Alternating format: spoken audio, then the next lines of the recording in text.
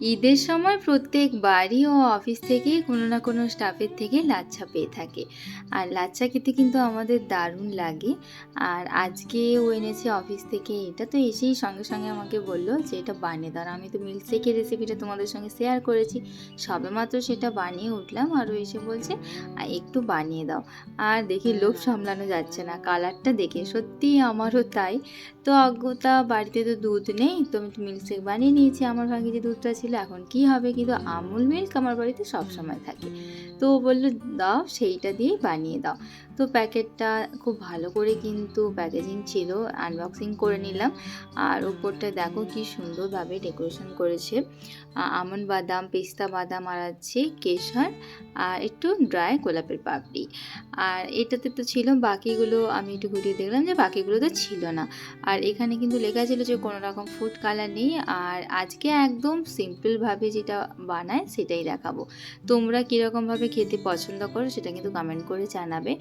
আমরা নর্মালটাই খাই, খুব বেশি এটা নিয়ে তামঝাম করি না। আর এটা কিন্তু ফ্রাইডই থাকে, এটাকে কিন্তু ভাজার কোনো প্রয়োজন হয় না, অলরেডি এটা কিন্তু ভাজাই থাকে।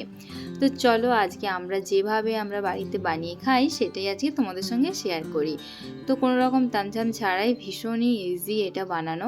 তো প্রথমে একটা পাত্রের মধ্যে এখানে আমি 2 চামচ চিনি নিয়েছি, তার মধ্যে আমি দিয়েছি উষ্ণ গরম জল। আর পাত্রটাতে আগের থেকে দুধ ছিল, আমি তো মিল্কশেকটা বানিয়েছিলাম, তোমরা তো দেখলে। তো অবশিষ্ট ওই 2-3 টেবিল স্পুন মতো একটু দুধ ছিল, তো সেটার সঙ্গেই এটা আমি বানিয়ে নিচ্ছি। আর দিয়েছি এখানে টোটাল আমি 6 চামচ মতো মিল্ক পাউডার। তো মিল্ক পাউডার দিয়ে খুব ভালো করে এটা মিক্স করে নিয়েছি যেন লাম্পসটা না থাকে।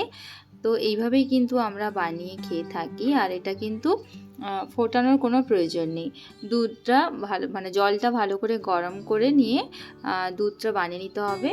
দিয়ে এই লাচ্ছাগুলো একটা বোলের মধ্যে সাজিয়ে নিয়ে তার ওপর থেকে কিন্তু আমি দুধটাকে দিয়ে দিই। তো এটাই হচ্ছে লাচ্ছা খাওয়ার সবথেকে ইজিয়েস্ট এবং আসল প্রসেস। এছাড়াও তো থাকে নবাবি সেমাই, যেটা সবাই বানায়, ওটা কিন্তু লাচ্ছা দিয়েই বানায়। আর ওটাও ভালো লাগে, তবে অত বেশি তামঝাম করতে যায় না। আর বিশেষ করে ও এইভাবেই কিন্তু খেতে বেশি পছন্দ করে। আর সাইড থেকে একটু মিল্ক নিয়ে লাচ্ছাগুলোর ওপরে দিয়ে দিলাম। আর দেখো লাচ্ছাটা কিন্তু খুব তাড়াতাড়ি নরম হয়ে যাচ্ছে, এটা কিন্তু খুব তাড়াতাড়ি খেয়ে নিতে হবে। আর দুধের মধ্যে যে দিলাম দেখো কিন্তু কোনো রকম দুধের কালারটা চেঞ্জ হচ্ছে না। তো আমার তাই মনে হলো যে এটার মধ্যে সত্যি হয়তো ফুড কালার নেই। আর এইদিকে মাম্মা প্রথম লাচ্চা খাবে, ও তো এই কালারটা দেখেই ও ভীষণ খুশি। আর আমরা দুজনে কোনো কিছু খাওয়ার আগে মাম্মার সঙ্গে শেয়ার করে খাই। তো এটাতে ও দেখেছি ওর সামনে কেউ থাকলেও যখন কোনো কিছু খায়, ও কিন্তু তাদের সঙ্গে শেয়ার করে খায়। তো কেমন লাগলো তোমাদের রেসিপিটা জানিও।